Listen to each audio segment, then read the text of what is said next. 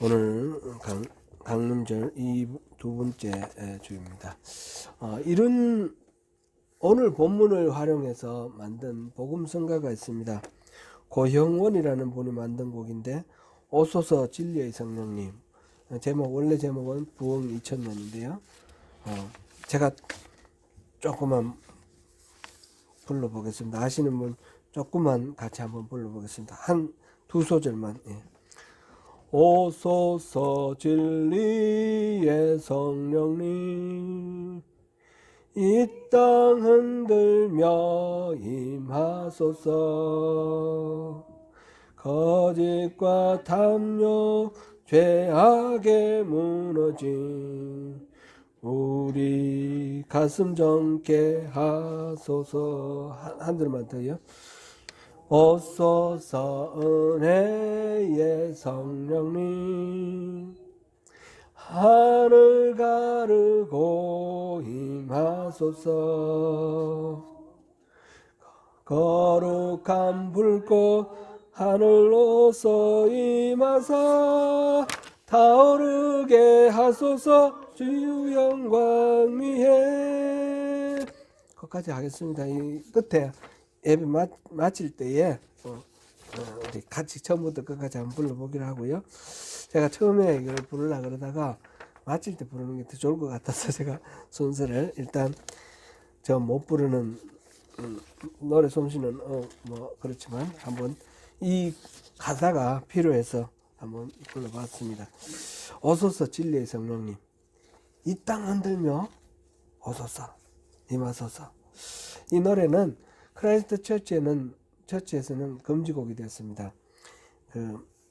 2009년, 10년 지진이 일어나가지고 이 땅 흔들고 임하소서, 이 말이 너무너무 무서워서 금지곡이 되었습니다. 물론 농담입니다. 우리도 성령님이 그렇게 임하시기를 바랍니다. 우리 조국 대한민국도 그렇고 뉴질랜드도 그렇고 최근 기독교가 급격하게 쇠퇴하고 있습니다. 성령님이 오셔서 다시 부흥의 불꽃을 되살려 주시면 하는 그런 바람이 간절합니다. 우리 소명교회도 그렇습니다. 오늘은 강림절 2주를 맞아서 주님이 하늘을 가르고 이 땅에 오시기를 구하는 이사야의 기도에 대해서 우리 함께 살펴보겠습니다. 오늘 본문은 이사야의 기도입니다. 이 기도가 63장 15절부터 이 기도가 시작되었습니다. 63장 15절에서 19절까지 이렇게 기도인데 15절을 우리 같이 한번 읽어보겠습니다. 시작. 주여 하늘에서 굽어 살피시며 주의 거룩하고 영화로운 처소에서 보옵소서. 주의 열성과 주의 능하신 행동이 이제 어디 있나이까. 주께서 베푸시던 강국한 자비와 사랑이 내게 그쳤나이다. 영화로운 하늘 보좌에서 하나님께서 이스라엘을 굽어 살펴달라, 그런 기도입니다. 하나님은 이스라엘의 아버지신데 우리가 주의 길을 떠나고 마음을 완고하게 되어서 주님을 더 이상 경외하지 않도록 이렇게 내버려 두시면 되겠습니까? 지금 이스라엘은 바벨론의 침략으로 황폐해졌고 주의 성소 성전이 완전히 불타고 파괴되었습니다. 이스라엘이 이제 주의 다스림을 받지 못하는 주의 나라가 아닙니다. 그러니까 주님, 이 상황을 살펴봐 주십시오. 그렇게 기도를 했습니다. 오늘 본문은 거기서 한 걸음 더 나가서 하늘에서 굽어 보시는 정도에 끝나는 것이 아니라 하늘을 가르고 그냥 내려오셔서 이 땅에 오셔서 우리 가운데 들어오셔서 부흥을 일으켜 주십시오. 그렇게 간구합니다. 하나님이 이 땅에 오실 때 오시면서 이렇게 해주십시오 하는 그런 간구가 1절부터 4절까지입니다. 먼저 본문 1절 2절을 우리 다시 한번 읽어보겠습니다. 같이 읽습니다. 원하건대 주는 하늘을 가르고 강림하시고 주 앞에서 산들이 진동하기를 불이 섭을 사르며 불이 물을 끓인 같게 하사 주의 원수들이 주의 이름을 알게 하시며 이방 나라들로 주 앞에서 떨게 하옵소서. 아멘. 섭이라는 거는 뭔지 아시죠? 짚을 가지고 이렇게 엮어 가지고 만드는 것들입니다. 누에 만들 때, 누에 키울 때, 누에가 나중에 이제 고치를 만들려면 이런 섭을 엮어서 이렇게 올려놓으면 거기 들어가서 누에 집을 만들고 그렇습니다. 이 섭은 짚을 엮어서 이렇게 만들었기 때문에 바람도 잘 통하고 또 잘 말랐어요. 그래서 불을 여기다 붙이면 아주 잘 타는 겁니다. 그래서 여기서 지금 뭐라고 했습니까? 불이 섭을 사르며 그렇게 확 타는 그런 모습을 지금 표현을 그렇게 했습니다. 그 다음에 물을 끓인 같이 불을 이렇게 끄는 것이 바로 물이죠. 근데 물을 부었는데 물까지 끌어올릴 정도로 불길이 왕성한 그런 상태를 지금 표현을 하고 있습니다. 하나님께서 그렇게 이 땅에 오셔서 하나님의 그 강력한 능력으로 이 땅에 있는 모든 부조리와 모든 추악한 죄들 다 잘라버리시고 하나님의 나라를 만들어 주십시오. 그거를 가로막는 사탄의 어떤 그 반격도 물을 끓여버리는 것처럼 그렇게 끓여서 증발시켜버리고 없애버리십시오. 그렇게 하나님이 능력을 가지고 권능으로 임하여 주십시오. 그런 기도입니다. 하나님이 이 땅에 내려오신 이 광경을 묘사하는 것은 이스라엘 백성들이 시내산에서 경험을 했습니다.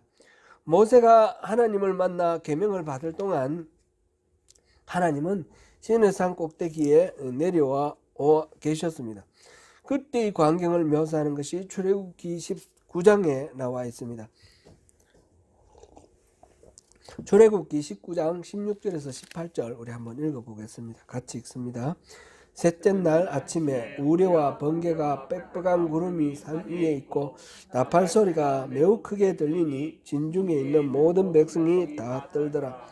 모세가 하나님을 맞으려고 백성을 거느리고 진에서 나오매 그들이 상기스럽게 서 있는데 시내산에 연기가 자욱하니 여호와께서 불 가운데서 크게 강림하심이라.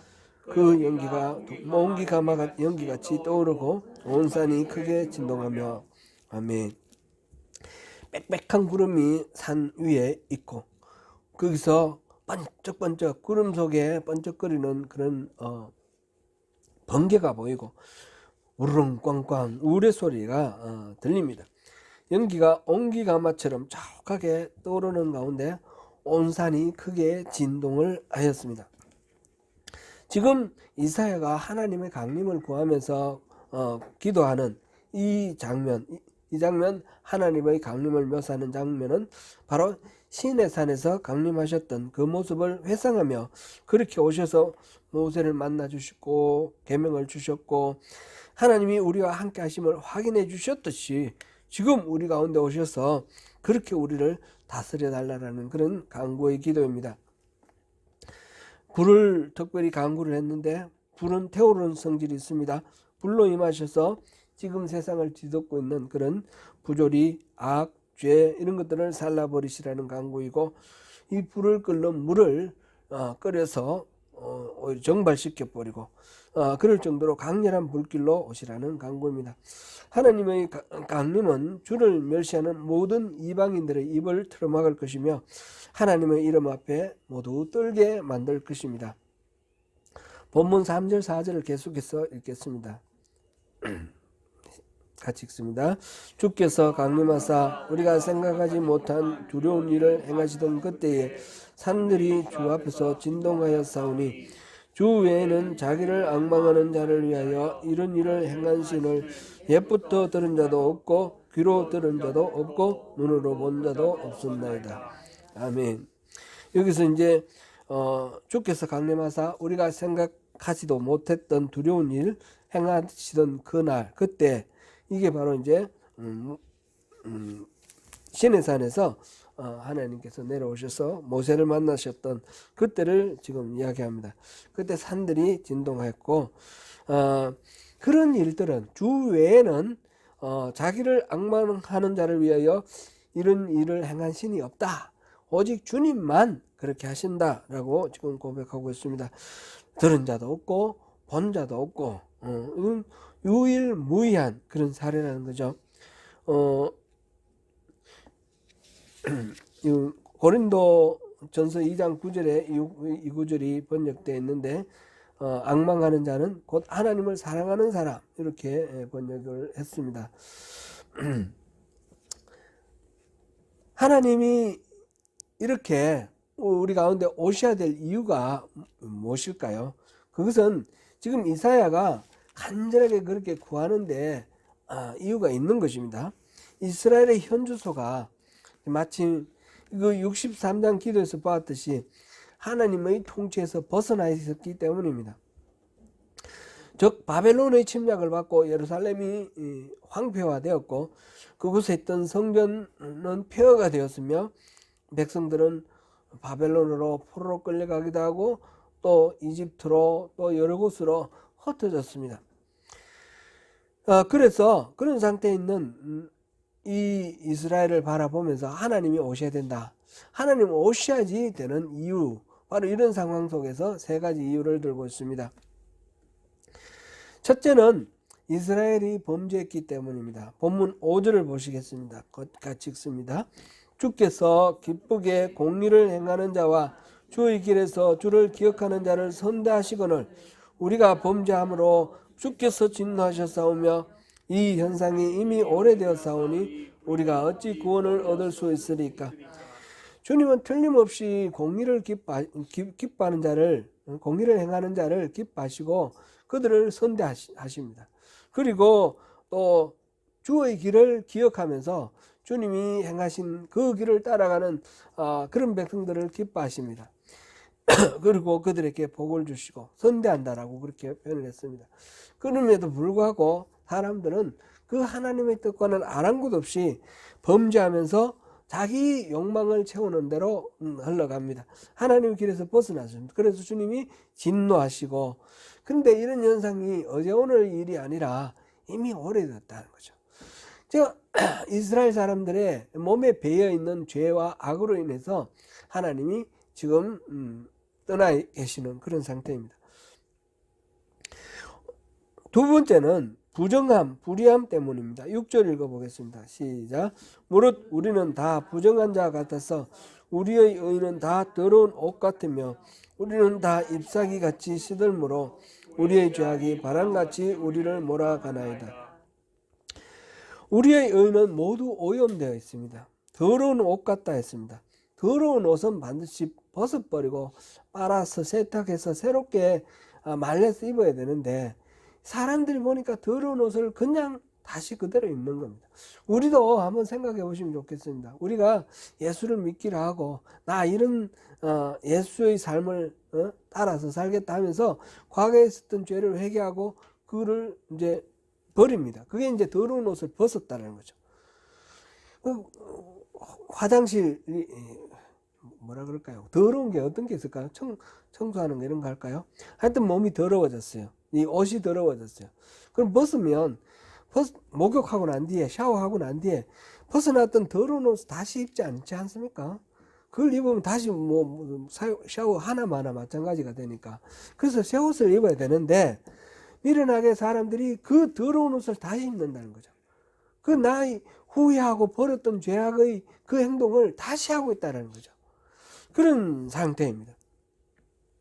그래서 이 여름, 지금 곧 여름입니다. 햇볕에 이 땡땡 내리치는 이 땡볕에 풀 같은 거 뿌리를 뽑은 상태에 내버려두면 어떻게 됩니까? 금방 말라버리죠. 금방 말라버리는 거죠. 우리가 그렇게 하나님으로부터 뿌리 뽑힌 상태에서 시들어버리는 그런 상태. 그 다음에 여기서 죄악이 바람같이 우리를 몰아가나이다. 바람같이 몰아간다는 것은 이게 배를 생각해 보시면 좋겠습니다. 물 위에 있는 배, 떠다니는 배. 배가 원래 키가 있어서 방향을 잡고 이렇게 가야 되는데 파손했습니다. 고장이 났습니다. 그래서 바람이 이리 불면 일로 쓸려가고 저리 불면 저리로 쓸려가는, 죄가 우리를 이리로 몰고 가면 일로 쓸려가고 저리로 몰면 저리로 쓸려가는 거죠. 그 유혹과 위협에, 죄의 위협에 그 저항도 못하고 맥없이 끌려다니는 그런 무력한 그런 상황, 그거를 지금 이스라엘 상황을 그렇게 표현을 했습니다. 세 번째는 뭡니까? 우리가 모두 죽게 되었기 때문입니다. 7절입니다. 7절 같이 읽어보겠습니다. 시작. 주의 이름을 부르는 자가 없으며 스스로 분발하여 주를 붙잡는 자가 없사오니 이는 주께서 우리에게 얼굴을 숨기시며 우리의 죄악으로 말미암아 우리가 소멸되게 하셨음이니라. 주의 이름을 부르는 자가 없습니다. 주님과의 관계가 완전히 단절됐습니다. 주님 생각 안 합니다. 내 생각, 내 판단대로, 내가 옳다는 대로, 나의 욕망대로 그렇게 살아가는 그런 사람들입니다. 잠에서 깨어나서 분발해서 안 되겠구나 그러면서 주님을 붙잡는, 주님을 찾는 그런 사람이 있어야 되는데 그런 사람이 없다는 겁니다. 그러니까 주님은, 이런 때 주님은 우리가 찾으면 주님은 우리를 만나 주시는데, 우리가 주님을 버리면 주님도 우리를 버린다 했지 않습니까? 주님의 얼굴을 숨기셨다 그랬습니다. 주님의 얼굴을 찾는 자가 없으니까 주님의 얼굴을 드러내지 아니하시는 그런 상황이 되었습니다. 그래서 우리의 죄악으로 말미암아 하나님으로부터 오는 모든 은혜와 생명의 능력이 끊어졌습니다. 그러니까 우리 운명은 뭡니까? 우리는 소멸이고 사망입니다. 지금 이사야가 하나님께서 하늘을 가르고 이 땅에 내려와 주셔야 된다라고 간청하는 이유는, 이 땅이, 이스라엘이 지금 황폐화되어 있는 이 땅이 범죄와 불의와 하나님을 찾지 않는 그런 것으로 인해서 소멸의 위험으로 빠져 있다는 거죠. 이런 이유 때문에 하나님 와주셔야지 이 모든 문제가 해결됩니다. 하나님 와주세요. 그렇게 기도하고 있습니다. 오늘 본문을 7절까지로 했는데 7절 이후에 8절부터 12절까지 이사야는 계속해서 간구합니다. 하나님은 우리 아버지시고 하나님은 토기장이다 이렇게 표현했습니다. 토기장의 비유가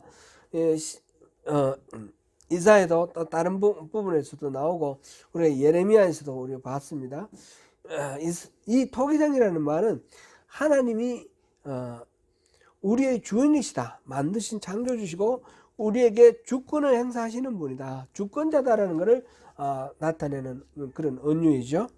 이 하나님이 토기장이시고 우리를 만드셨으니까 하나님께서 우리를 이대로 내버려 두지 마시고, 하나님이 만드신 백성 아닙니까? 하나님이 불러서 세우신 백성 아닙니까? 좀 어떻게 좀 해주세요. 그런 도움을 요청하는 것입니다. 오늘 이 본문을 함께 살펴보는 우리들의 마음을 이사야가 잘 대변하고 있는 것 같습니다. 이사야가 기도하고 있는 이스라엘의 상태는 하나님과의 관계가 깨어지고 그래서 모든 것이 피폐해진 그런 상황입니다. 참고로 이사야 선지자가 활동하던 시기는 이사야 1장 1절을 보면 유다왕 우시야, 요담, 아하스와 히스기야 시대다 그렇게 표현되어 있습니다. 나중에 히스기야의 아들 머나세 때 죽임을 당했는데, 그래서 대략 BC로 치면 745년에서 680년 이 정도로 이사야가 활동했다 생각합니다. 한 65년을 활동을 했다 이렇게 봅니다. 오늘 본문의 배경은 근데 바벨론이 이 유다를 멸망시키고 포로로 끌고 가고 난 후 곧 유다의 멸망인 BC 586년보다 그 이후의 이야기입니다.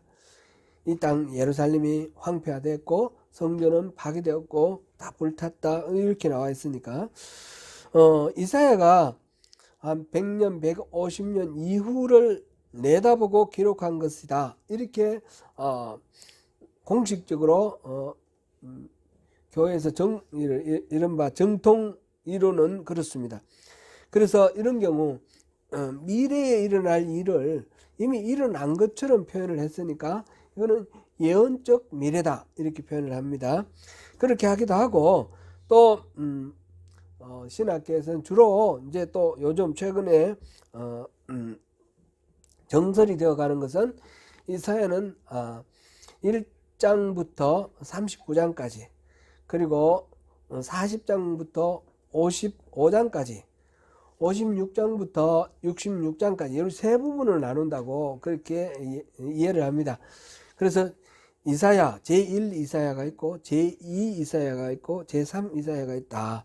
그렇게 하고 제1 이사야는 이사야 자신이 우리가 알고 있는 이사야 자신이 기록한 것이고, 그 다음에는 이사야의 제자들, 이사야와 자기 자신을 동일시할 정도로 철저하게 이사야를 따르는 그런 제자들이 기록한 것이다. 제2 이사야, 제3 이사야 그렇게 생각을 합니다. 그래서 제3 이사야의 경우는 제2 이사야부터는 유다가 멸망하고 난 뒤에 바벨론으로 포로로 끌려간 상태에서 기록한 거다.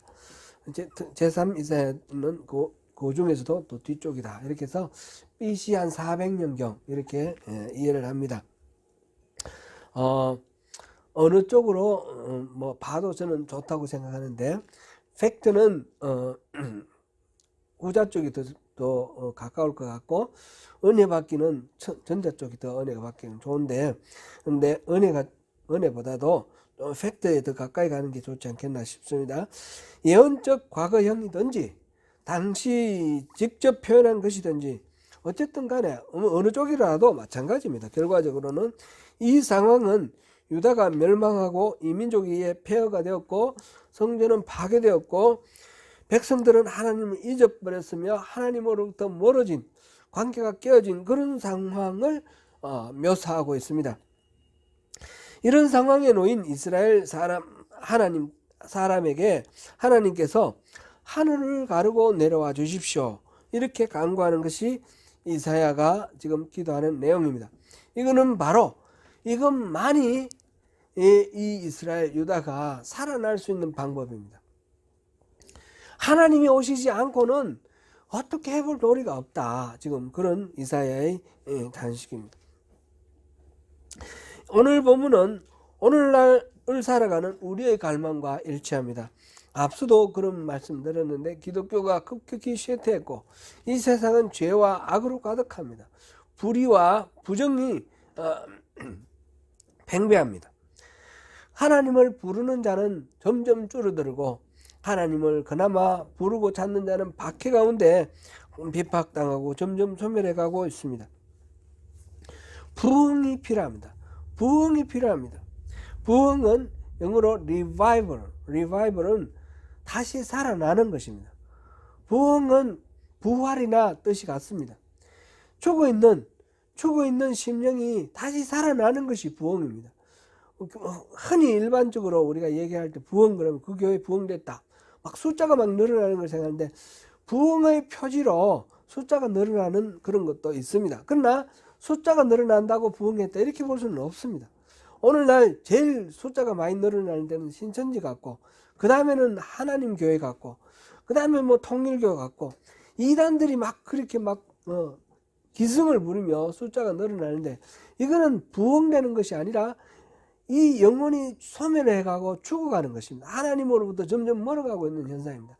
그런 것이 아니라 우리의 진짜로 우리가 하나님과의 관계를 회복하고 하나님이 부어주시는 그 생명의 능력으로 우리가 새로워져서 정말 하나님 나라의 백성으로 다시 살아나는 것. 그 꺼진 불꽃에 휘발유를 부으면 확 일어나는 것처럼 우리가 그렇게 확 살아나는 그런 부흥을 우리가 간구합니다. 그것을 우리가 또 하나님께 구해야 되겠습니다. 왜 그렇습니까? 그 부흥은 우리가 열심히 노력해서 조직하고 활동해서 그렇게 이루어지는 것이 아닙니다.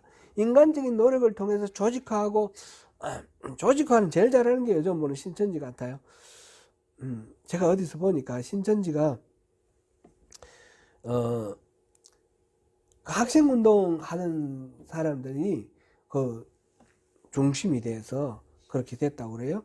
학생운동 하다가 이제 소련이 망하고 이제 이러면서 학생운동의 타겟이 소실되면서 이렇게 그 신천지를 이렇게 거기에 들어가서 주도적인 역할을 하는 사람. 지금 신천지의 그 모든 포교 전략 이런 것들이 거기서 나왔다고 그렇게 얘기하는 분석한 것을 자료를 봤는데 그건 얼마만큼 그런지 모르겠습니다만은 하나님께서 하나님의 능력으로 우리를 새롭게 해주시는 그런 부흥이 필요하다는 것입니다. 부흥은 주도권이 하나님께 있습니다. 우리 인간의 노력으로 그것을 할 수가 없습니다. 그러면 지금 우리는 어떻게 해야 됩니까? 하나님 그렇게 해주세요. 그렇게 하나님께서 이 땅에 오셔서 새롭게 해주세요. 그렇게 우리가 구할 수밖에 없습니다. 다만 우리는 그냥 입을 벌리고 하늘을 쳐다보면서 감나무 아래에서 감이 떨어지도록 기다리는 것처럼 이렇게 하나님 오시기를 기다리는 그것만으로 다 역할을 다 하는 거냐, 그런 것이 아닙니다. 왜 이스라엘에 하나님이 얼굴을 숨기셨습니까? 이스라엘 범죄가 넘쳐나고 불의와 부정이 가득하고 하나님의 얼굴을 구하고 하나님을 찾는 자가 없었기 때문에 그렇습니다. 그러면 우리가 할 일은 분명합니다. 우리 안에 있는 죄를 회개를 하고 우리가 돌이키면서 하나님의 얼굴을 찾아야 됩니다. 하나님의 얼굴을 찾으면서 하나님 도와주세요. 하나님 이곳에 임하여 주세요. 강림하여 주세요. 그리고 우리를 새롭게 해주세요. 부흥을 일으켜 주세요. 이렇게 우리가 요청을 해야 되는 것입니다.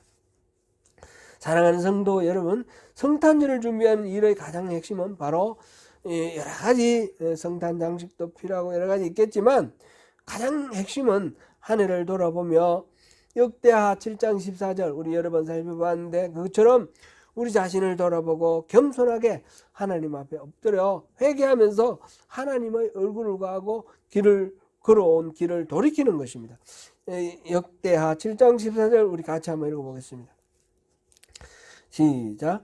내 이름으로 일컫는 내 백성이 그들의 악한 길에서 떠나 스스로 낮추고 기도하여 내 얼굴을 찾으면 내가 하늘에서 듣고 그들의 죄를 사하고 그들의 땅을 고칠지라. 우리가 이렇게 회개를 하면 하나님께서 그 땅을 고쳐준다. 그 땅에 부흥을 일으켜 주신다 라고 약속을 하시는 것입니다. 이 네 가지 나와 있는데 악한 길에서 떠나는 것, 스스로 낮추는 것, 기도하는 것, 하나님의 얼굴을 찾는 것. 여기서 악한 길에서 떠나 여기 맨 나중으로 이렇게 순서가 바뀌어야 된다 그랬습니다. 원래의 본문에 의하면 지금 우리말 번역에서는 이게 앞에 나갔는데 맨 뒤로 갑니다. 그러니까 우리가 먼저 스스로를 낮추고는 자기가 최고다, 자기가 기준이다 이 생각을 내려놓는 겁니다. 자기를 부인하는 겁니다. 자기를 부인하고 십자가를 지는 겁니다. 그 다음에 기도하고 하나님께 겸손하게 엎드려서 하나님 말씀 듣고 하나님께 우리의 상황을 처지를 아뢰고 이러면서 하나님의 얼굴을 찾는 겁니다.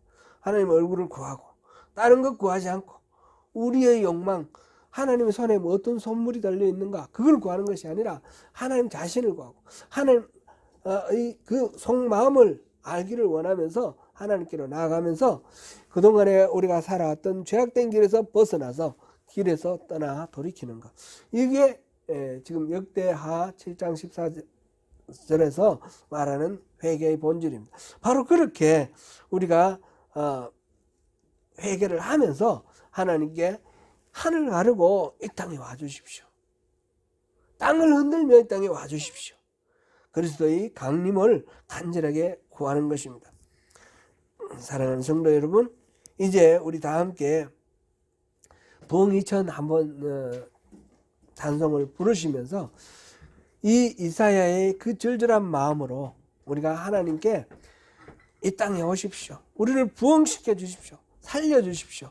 그 마음으로 우리 찬양하시고 매일 이 성탄을 기다리는 이 기간을 정결하게 우리를 회개하고 돌이키면서 하나님께로 나아가는 그런 강림절의 기간을 우리가 보내주시면 고맙겠습니다.